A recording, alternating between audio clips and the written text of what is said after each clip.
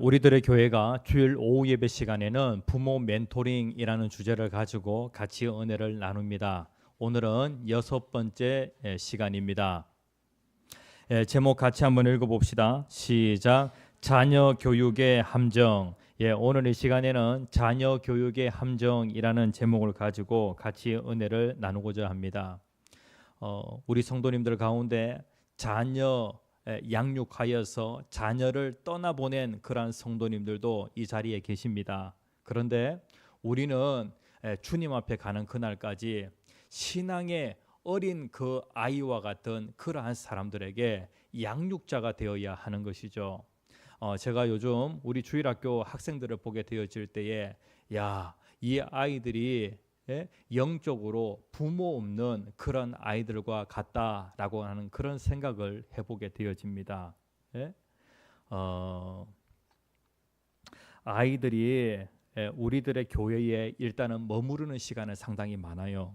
그런데 아이들을 정말로 하나님의 말씀으로 잘 양육하고 있는가 다시 한번 반성을 해보게 되어집니다. 우리가 우리의 자녀들을 양육할 때에도 마찬가지로 하나님께서 가르쳐 주신 그 원리에 따라서 자녀를 잘 양육을 해야 하는 것이죠. 1970년, 80년대의 최악의 표호를 꼽자면은 바로 이것을 꼽을 수가 있습니다. 우리나라는 지금 전 세계의 유례를 알 수 없는 그러한 그 엄청난 심각한 그러한 그 상황에 놓여져 있습니다. 출산율이 세계 최하위입니다. 그리고 이것은 인류 역사 가운데 이러한 때가 있었는가라고 하는 그러한 생각이 들 정도로 상당히 심각한 문제라고 할 수가 있겠습니다. 그런데 이러한 상황을 만든 표가 무엇이었냐면은 바로 이것이었습니다. 같이 한번 읽어볼까요? 읽겠습니다. 시작. 덮어놓고 나타 보면 거짓골을 못 면한다라고 하는 그러한 그 표가 전봇대에 붙여져 있네요. 그 바로 옆에 보면은 나는 공산당이 싫어요라고 그렇게 되어 있습니다. 우리가 나는 공산당이 싫어요라고 하는 그 표도 알고, 그리고 덮어놓고 나타 보면 거짓골을 못 면한다라고 하는 이 표도 우리가 잘 알고 있습니다. 그런데 이 표로 인하여서 정말로 이 표같이 되어집니다. 이게 아이를 갖다가 낳지 않아서 지금 거짓골이 되어지는 그러한 그 상황 가운데 정반대의 그런 상황이 벌어지고 있는 것을 보게 되어집니다. 그리고 옆에도 같이 한번 읽어볼까요? 같이 읽겠습니다. 시작. 축복 속에 자녀 하나 사랑으로 튼튼하게. 자녀 하나는 축복이 아닙니다. 그런데 이러한 그 표가 많은 사람들의 마음을 움직이기 시작하면서 이 대한민국은 아이 낳지 않는 그런 나라가 되었습니다.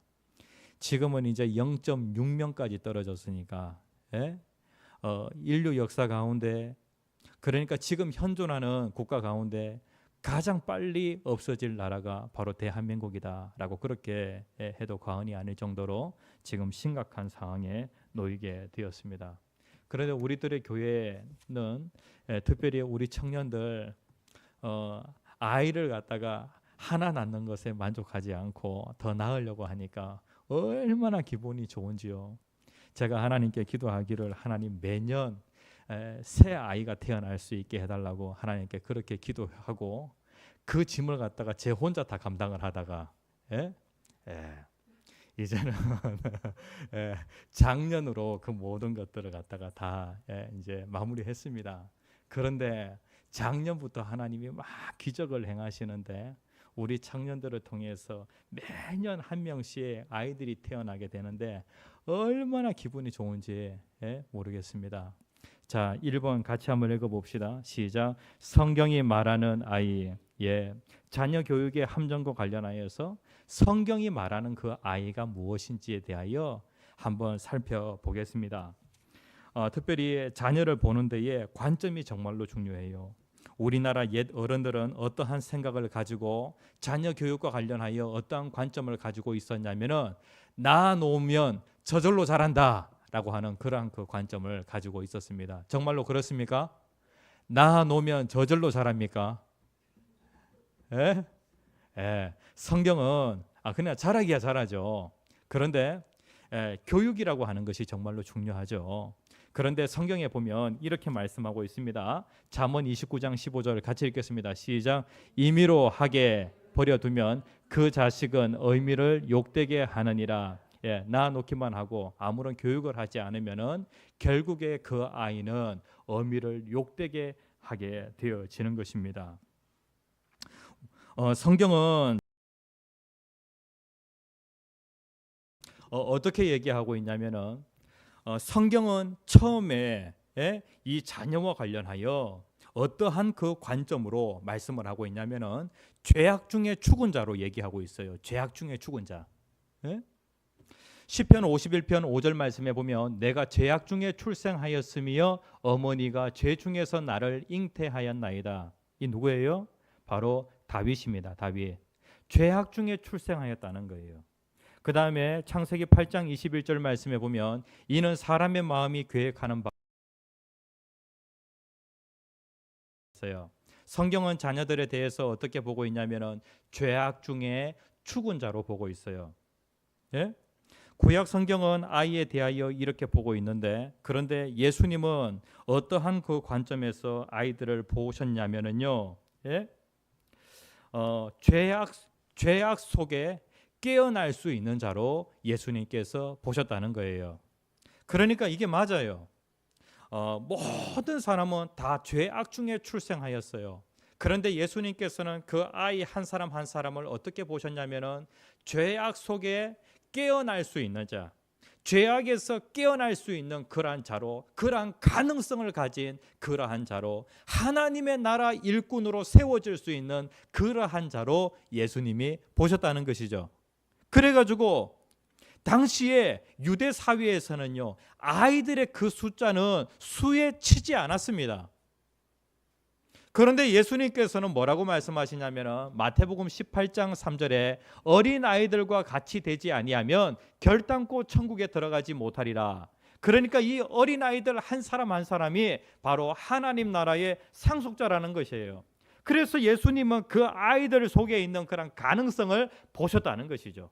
죄악 중에 출생하였지만은 죄악 속에 깨어날 수 있는 그러한 자로 예수님이 보셨다는 거예요. 우리들의 교회 성도님들, 우리들도 우리들의 교회에 아이들을 보게 되어질 때에 이러한 가능성을 가진 아이로 보아야 한다는 것이죠. 특별히 우리들의 교회는 다문화 가정 출신의 아이들이 상당히 많습니다. 이 다문화 가정 아이들을 보게 되어질 때 그냥 집 안에서 방치되어지는 그런 아이들, 이런 아이들이 상당히 많아요. 그런데 이런 아이들을 보게 되어질 때에 이러한 아이들을 죄악 속에 죽은 자로 볼 것이 아니라 죄악 속에서 깨어날 수 있는 자로, 가능성을 가진 그러한 자들로 우리가 보아야 한다는 것이죠. 제가 이번에 학동교에 그 입당 예배를 다녀왔어요. 한동안 이 학동교회 그 목사님 자녀들이 중고등학생 그 나이일 때에 학동교회가 교단 안에서 중고등부 그 숫자가 상당히 많았어요. 그런데 수련회가 되면 항상 사고 치는 아이들이 어느 교회 아이들이었냐면 학동교회 아이들이었습니다. 그러니까 아이들 교회 잘 안 나오다가 수련회 간다고 하면은 그때 이제 아이들 이제 막 이제 열심히 나오기 시작하는 그러한 그 아이들이 있어요. 그런데 이제 그 교회 아이들 가운데 특별히 시간 많고 할 일 없는 그러한 아이들이 그 교회에 많이 왔었어요. 그런데 제가 이번에 입당 예배를 드리면서 깜짝 놀랐어요. 야, 그 이순호 목사님께서 목회를 잘못하신 것이 아니구나. 야, 목회를 정말로 잘하셨구나라고 하는 것을 제가 느꼈는데 그것이 무엇이냐면은 입당 예배 특송을 하는 데에 청년 10명이 나와가지고 특송을 합니다. 그 특송의 그 제목이 바로 부름받아 나서니 몸 어디든지 가오리다 라고 하는 그러한 찬송가를 갖다가 불렀습니다. 그런데 청년부 회장이 우리 청년부 각자 한 사람 한 사람을 소개하겠습니다라고 하면서 소개를 하는 거예요. 그래가지고 각자 마이크를 들고 자기가 자기 소개를 하는데 앞으로 주의 종으로 쓰임 받고 싶은 아무개입니다. 사모로 쓰임 받고 싶은 아무개입니다. 목사로 쓰임 받고 싶은 아무개입니다. 이렇게 소개를 하는 거예요. 와, 이 교회 무섭다. 무섭다. 수련회 오면은 맨날 사고 치면 학동교회 아이들이었는데 그 아이들이 잘 자라가지고 하나님의 교회에 귀한 일꾼이 된 거예요. 그래서 우리들의 교회에 이 주일학교 학생들을 보게 되어질 때 이 아이들을 하나님 나라의 상속자, 그 다음에 하나님 나라의 일꾼, 우리들의 교회의 미래라고 그렇게 보아야 한다는 것이죠. 다문화 가정에 있는 아이들이 많이 이렇게 우리들의 교회에 오면은 이들을 통하여서 베트남 선교, 그 다음에 또 필리핀 선교 이렇게 이루어지면은 얼마나 좋겠습니까?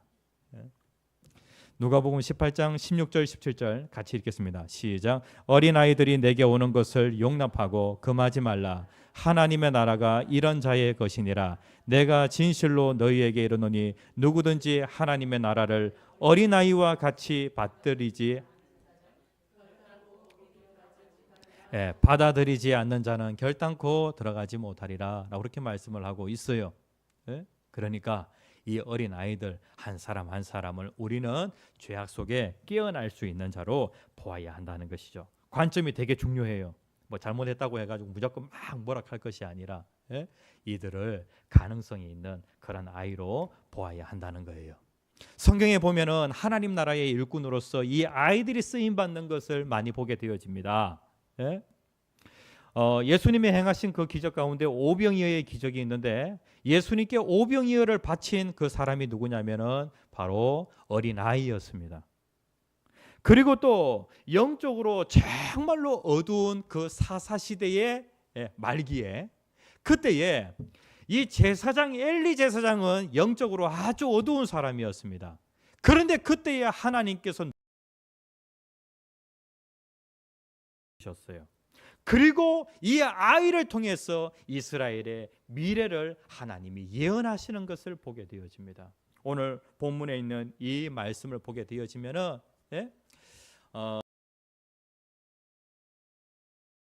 한나가 아이를 기도로 양육하는 것을 보게 되어집니다. 우리가 이러한 관점으로 아이들을 보아야 한다는 것이죠.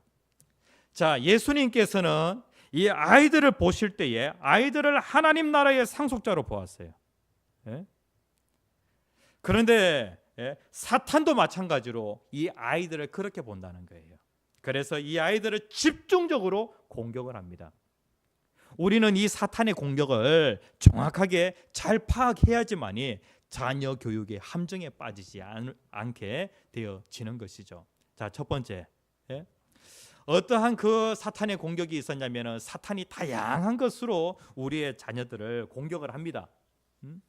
특별히 이 애굽 왕 바로가 공격을 하게 되어지는데 그 배후에서 조종한 그 존재가 바로 이 사탄입니다. 출애굽기 1장 15절 16절 같이 한번 읽어봅시다. 시작. 예굽 왕이 히브리 산파 시브라라 하는 사람과 부하라 하는 사람에게 말하여 이르되 너희는 히브리 여인을 위하여 해산을 도울 때에 그 자리를 살펴서 아들이거든 그를 죽이고 딸이거든 살려두라. 이게 바로 무엇이냐면은 사탄의 공격이에요. 하나님의 백성들을 멸하는 데에 어떻게 하냐면은 사탄이 배후에서 이 바로를 조종을 하는 거예요.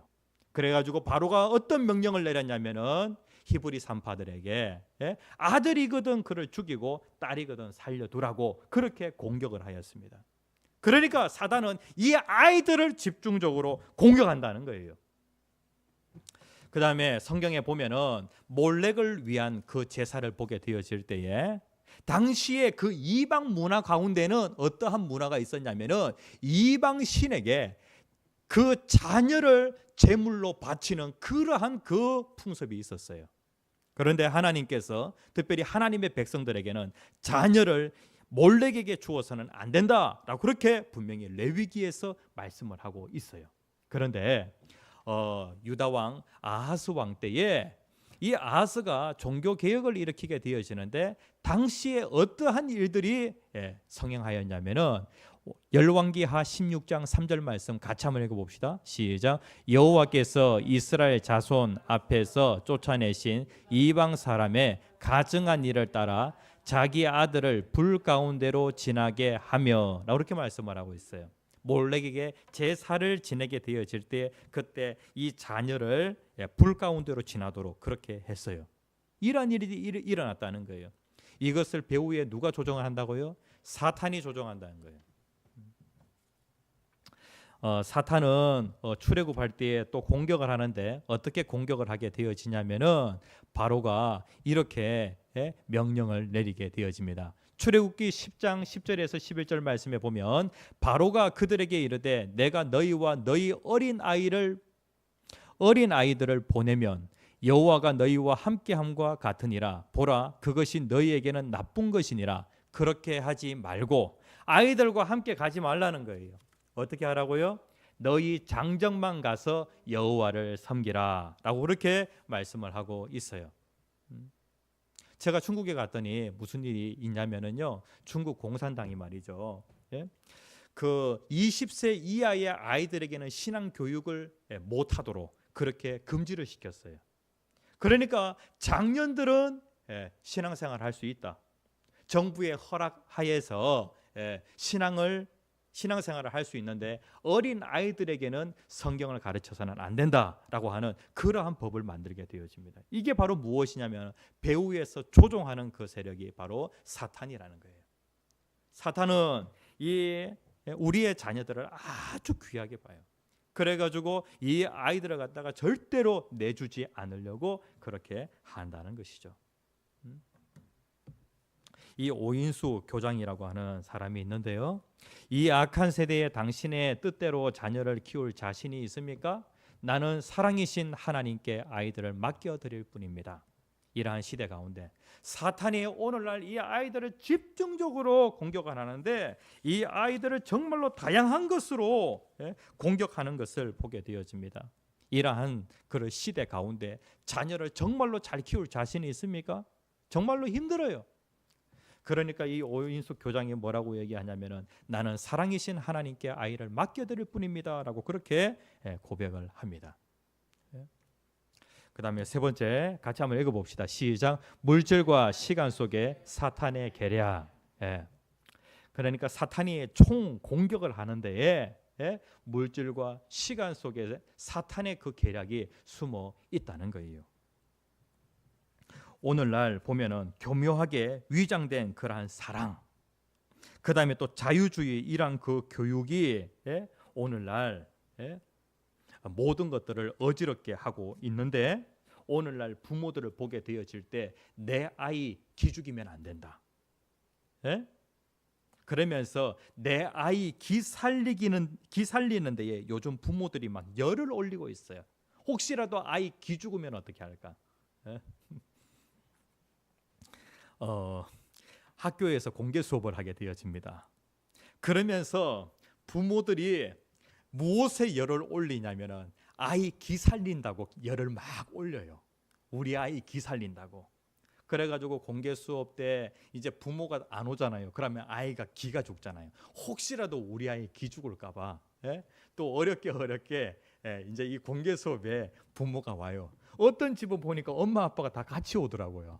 와, 보니까 어떤 아이가 제일 기가 살아있냐면 엄마 아빠 같이 온 그 아이 보니까 가장 기가 살아있더라고요. 그런데 오늘날 내 아이 기 살리는 데는 막 열을 올리는데 문제는 무엇이냐면은 남의 아이 기 죽이는 데에 남의 아이 기 죽이는 그러한 일이 아주 허다한 것을 보게 되어집니다. 그러니까 오늘날 교육 가운데 이것을 사탄이 배후에서 조종을 하고 있다는 것이죠. 그리고 이제 오늘날 또 보게 되어지면은 사탄이 이 물질을 가지고요, 제대로 된 교육이 일어나지 못하도록 그렇게 사탄이 계략을 써서 이것을 통하여서 교육다운 교육이 일어나지 못하도록 하는 것을 보게 되어집니다. 자, 물질의 풍요와 시간의 위축으로 사탄은 부모의 권위를 박탈해 간다. 예?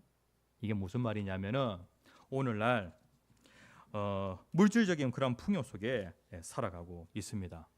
예? 그러니까 이제 부모들이 전부 다 이 돈 번다고 다 바쁜 거예요.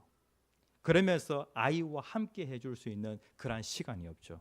그리고 교육과 관련해서 물질을 갖다가 열심히 돈 벌어 가지고 돈 가지고 학원 보냅니다. 예? 그리고 학원에 보내면은 거기에서 뭔가 교육이 이루어질 것이라고 그렇게 생각을 해요. 예? 사탄이 물질이라고 하는 것을 딱 잡고 있으면서 자꾸 이제 부모들을 속이는 거예요. 돈이 있으면은 얼마든지 자녀 교육 시킬 수 있다라고 그렇게 하면서 엄마나 아빠는 계속해서 이제 무엇에 집중하냐면은 돈 버는 데 집중하는 거예요. 출애굽기 10장 24절에 있는 말씀 같이 한번 읽어봅시다. 시작. 바로가 모세를 불러 이르되 너희는 가서 여호와를 섬기되 너희의 양과 소를 머물러 두고 너희 어린 것들은 너희와 함께 갈지니라. 처음에 이 바로가 어떻게 했냐면은 아이들은 놔두고 가라, 장정만 가라라고 그렇게 얘기를 합니다. 그러다가 이제 바로가 어떻게 하게 되어지냐면 아이들과 함께 가라. 그런데 물질은 놔두고 가라. 그러니까 끝까지 사탄은 무엇을 딱 붙잡고 있냐면은 물질을 붙잡고 있는 거예요. 오늘날 보게 되어지면은 자녀와 함께하고 가르쳐야 할 그러한 그 시간, 그러한 그 시간이 점점 부족해지게 되어지는데 이제 자녀를 교육하는 데에 물질의 모든 것들을 다 맡기고자 하는 그러한 그 유혹, 부모들이 그러한 그 유혹에 쉽게 넘어가는 경우가 상당히 많아요. 그리고 또 아버지의 그 권위라고 했을 때 이거 하나님께로부터 부여받은 것인데 그 각 가정들의 아버지를 보게 되어질 때 아버지는 그냥 돈 버는 데에 모든 것을 다 바쳐버려요. 그리고 아버지는 가정 안에서 아버지의 권위를 가지고 자녀들을 교육할 수 없도록 사탄이 계속해서 그러한 계략을 가지고 가정을 공격한다는 것이죠.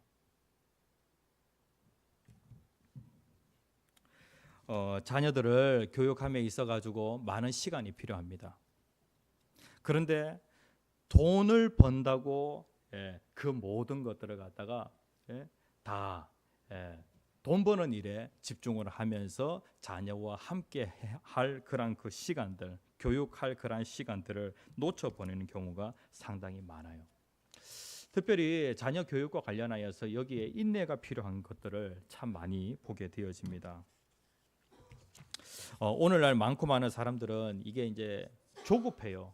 그래가지고 빨리 뭔가가 이루어지기를 원하는데 이 교육이라고 하는 것은 사람 교육이라고 하는 것은 오랜 그 세월이 필요를 합니다.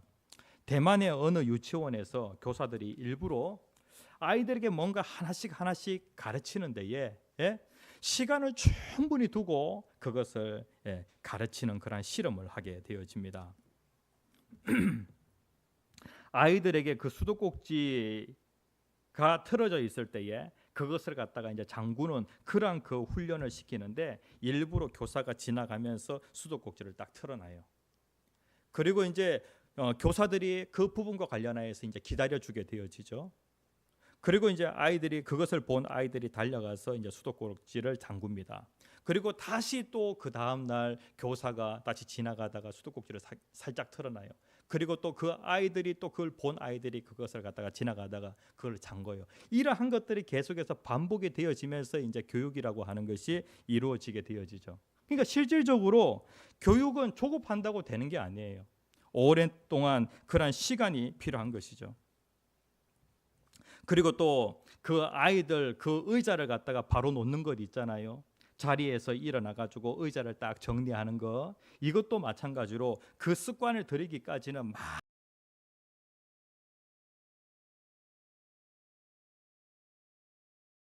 시간을 가질 필요가 있죠.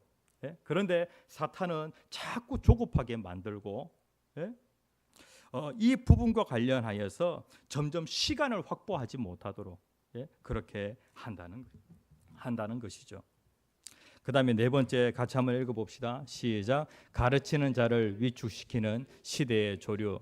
예, 사탄은 다양한 그런 방법으로 크리스찬 부모들의 그 교육과 관련하여서 의욕을 상실하도록, 그리고 또 변명하게 만들도록 그렇게 하는데, 예? 사탄이 어떻게 공격을 하냐면은 첫 번째 같이 한번 읽어봅시다. 시작. 어머니들에게 자식과 가정을 위해 헌신하는 것이 무의미한 일이라고 부추기는 것이다.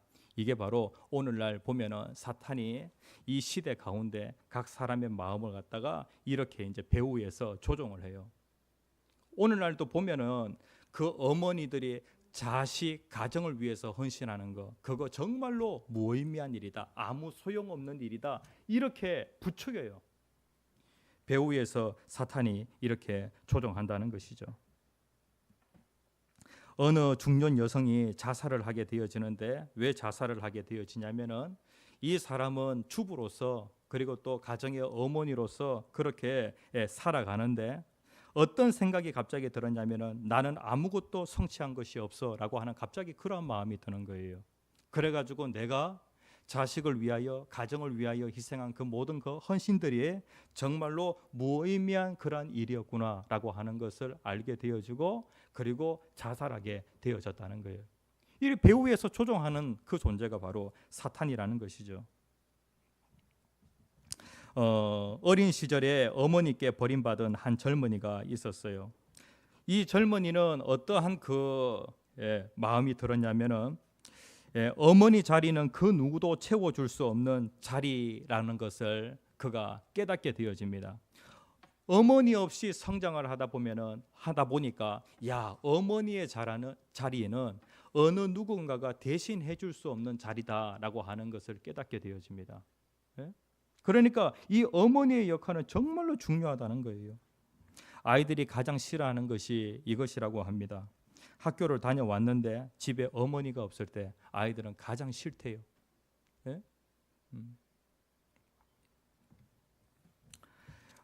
이 빌 보네트 브라이트라고 하는 이 여사가 있습니다. 이 사람이 이러한 얘기를 하는데 세상에서 소위 성공이라고 부르는 활동이나 다른 일보다도 가정주부의 일을 나는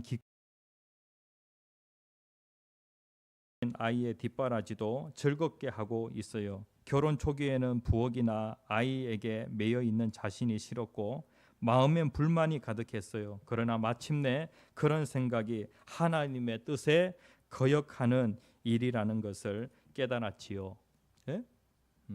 어머니의 그런 역할, 그 다음에 또 가정 안에서의 또 아내의 그런 역할, 이것이 정말로 가치 있는. 근데 사탄은 계속해서 이렇게 잘못된 생각을 가지고 사람을 공격을 한다는 것이죠. 그 다음에 이제 여기에 두 번째 같이 한번 읽어봅시다. 시작. 교육에 있어서 매우 당연한 일이며 마땅히 그래야 할 일인 본을 보이라는 압력. 사탄은 계속해서 이러한 압력을 보여요. 네가 어머니면은, 네가 부모면은 본을 보여야 될 것이 아니냐라고 하는 그런 그 압력력. 그런데 이게 쉽습니까? 어렵습니까? 자녀에게 본이 되는 그러한 부모가 된다는 거 정말로 어려워요. 그래 본이 되지 못한 그런 모습을 보면서 자꾸 죄책감에 시달리게 되어지죠. 인간은 죄성을 가진 그러한 존재이기 때문에 세상에 완전한 사람은 한 사람도 없어요. 부모도 마찬가지로 완전한 부모가 한 사람도 없죠.